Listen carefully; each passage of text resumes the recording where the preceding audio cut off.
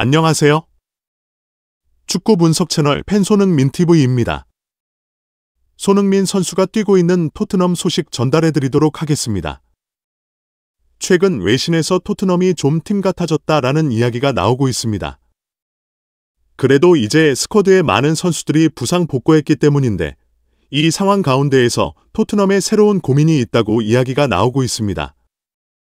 그게 뭐냐면 베스트 콤비네이션, 그러니까 미드필더진이 손흥민 선수를 비롯한 공격진을 받쳐줄 수 있는 가장 좋은 미드필더진이 어디냐는 질문입니다. 여러분들은 이거에 대해서 어떻게 생각하시나요? 외신에서 어떤 이야기들이 나오고 있는지 바로 들어가 보시죠. 일단 최근 경기들을 앞두고 한지 포스테코글루 감독이 이런 이야기를 했습니다. 그 선수들, 돌아오는 선수들이 우리를 분명히 더 강하게 만들어 줄 것이다. 부상 복귀하는 선수들이 확실히 토트넘과 맨유전에서도 드러났듯이 확실히 큰 차이를 만들어낼 수 있는 부분이었습니다. 물론 경기력이 탁월하게 좋았다고 이야기를 할 수 없지만 토트넘은 그래도 운영을 할 수 있었고 맨유 같은 경우에는 벤치 운영이 거의 불가능했습니다.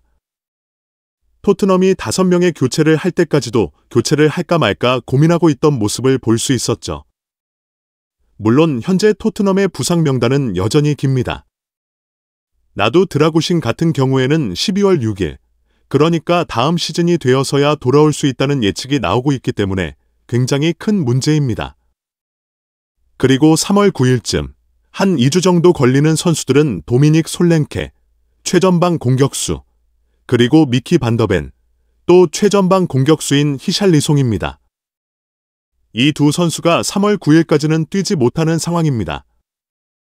그리고 반더벤과 로메로, 그러니까 2명의 굉장히 중요한 센터백, 그리고 2명의 굉장히 중요한 최전방 스트라이커가 부상을 당한 상황입니다.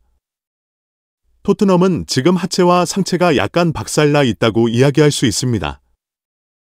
그리고 이 부분은 그나마 다행인 부분인데 지난 경기에서 부상 때문에 일찍 나왔다고 이야기된 3명의 선수가 있습니다. 단주마, 손흥민, 그리고 벤탄쿠르입니다. 약간의 부상이 있어 보였지만 주중에 뛰지 않고 휴식을 취해야 하는 상황이기 때문에 잘 회복해서 2월 22일에 돌아올 것이라는 이야기가 나오고 있습니다. 이 선수들이 돌아오는 것도 굉장히 크고 티모 베르너 같은 경우에도 공교롭게 돌아오는 날짜가 겹칩니다. 2월 22일로 복귀 예정이며 최근 훈련 중이고 거의 돌아올 때가 다 되었다고 2월 14일 공식 보도가 나왔습니다.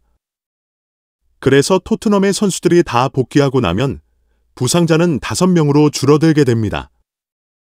이 선수들과 드라구신을 제외하면 말이죠.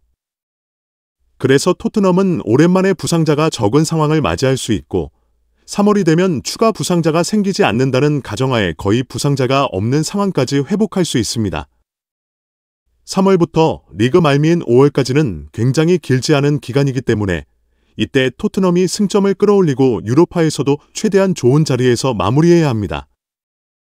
우승도 노려볼 텐데 토트넘의 스쿼드가 조금씩 돌아오고 있는 상황이기 때문에 가장 좋은 콤비네이션이 무엇인가? 라는 질문이 나오고 있습니다. 특히 미드필드진에 대한 질문이 나오는 이유는 토트넘의 최근 부진의 가장 큰 원인이 미드필드에 있다는 지적이 많기 때문입니다. 공격진 같은 경우에는 이미 어느 정도 베스트 라인업이 있고 수비진도 로메로와 반더벤이 해준다면 가장 좋은 조합이 될 것입니다. 하지만 문제는 미드필드진을 어떻게 꾸리는 것이 가장 좋은가에 대해 토트넘이 완벽한 답을 찾지 못하고 있다는 점입니다.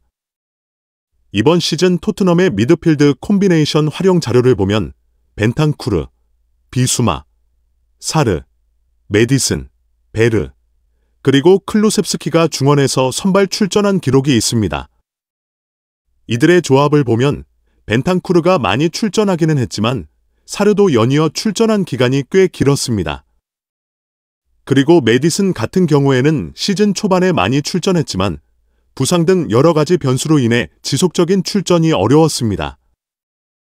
상황이 있었다 보니까 또 거의 못 뛰다가 다시 또 뛰고 있고 베르바 같은 경우에도 그렇고 지금 24에서 25 시즌에 가장 많이 뛴 미드필더가 누구냐라고 특정할 수 있는 선수가 있는 상황은 아닙니다.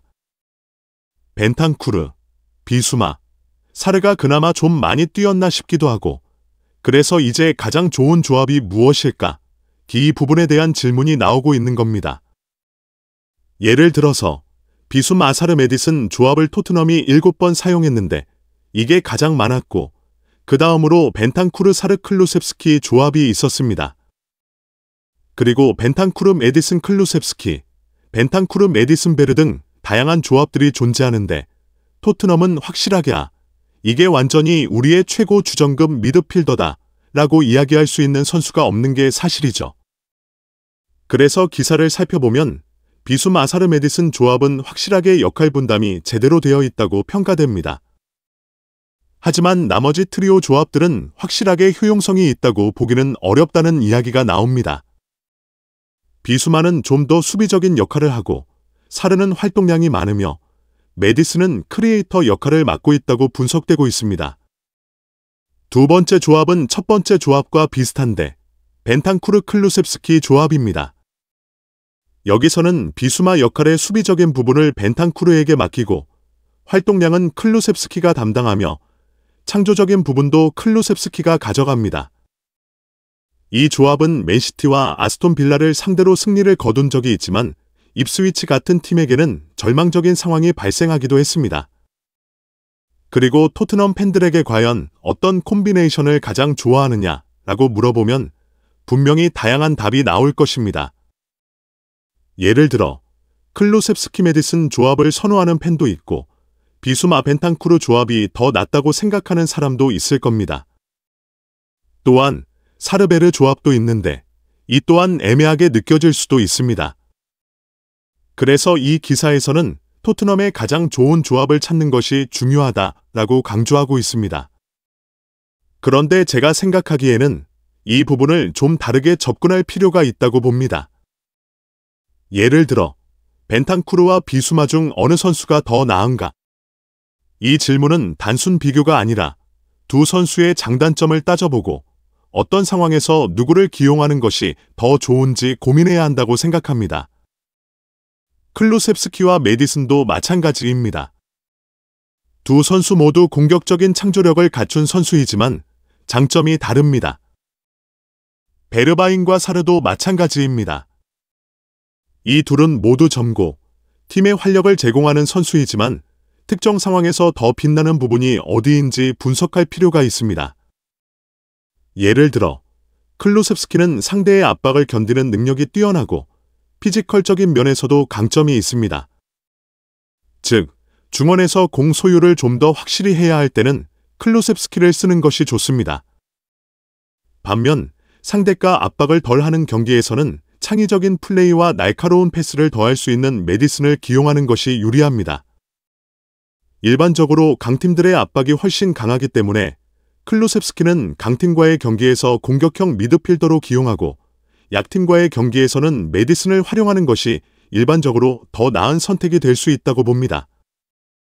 사르와 베르바의 경우에는 조금 애매한 부분이 있습니다. 두 선수 모두 활동량이 많고 젊은 선수라는 점에서 비슷하지만 차이점도 존재합니다. 베르바는 공격적으로 전진하여 슈팅까지 시도하는 장면이 많고 사르는 패스 능력이 더 뛰어난 편입니다. 만약 상대가 수비 공간을 많이 열어주는 팀이라면 베르바를 기용하여 공격수를 늘리고 슈팅 기회를 극대화하는 것이 효과적일 것입니다. 반면 상대가 수비적으로 내려앉아 공간이 적다면 패스 능력이 뛰어난 사르를 활용하는 것이 더 적절합니다. 이러한 접근 방식은 클루셉스키와 메디슨의 활용법과도 비슷합니다. 즉, 약팀과의 경기에서는 사르를 쓰는 것이 효과적이며 강팀과의 경기에서는 골 기회와 슈팅을 늘리기 위해 베르바를 기용하는 것이 더 나아 보입니다. 특히 피지컬적으로 보면 베르바가 사르보다 조금 더 강한 부분이 있습니다. 물론 사르도 피지컬에 비해 상대적으로 잘 버티는 모습을 보여줍니다. 어떻게 보면 마른 체격에서도 상당한 버티는 힘을 보여주는 사르가 놀라운 선수라고 할 수 있죠. 하지만 피지컬적인 면에서 베르바가 조금 더 우위에 있다고 볼 수도 있습니다. 이러한 차이는 미미할 수도 있지만 세밀하게 따져보면 특정 경기에서 더 적절한 선택이 될 수도 있습니다. 마지막으로 이제 벤쿠르와 비수마 같은 경우인데 저는 사실 이 두 선수를 다 좋아하지 않습니다. 벤과 비수마 같은 경우에는 수마는 확실히 뭔가 저돌적인 돌파를 하고 박스 투 박스로 뛰어다닐 때 강점이 빛나는 선수인데 토트넘에서 수비적인 역할을 많이 맡기다 보니까 아무래도 부진하는 듯한 모습을 많이 볼 때가 있죠. 특히 저돌적인 돌파를 하기에는 뒤쪽에 있는 포지션이 너무 위험하기도 하고요.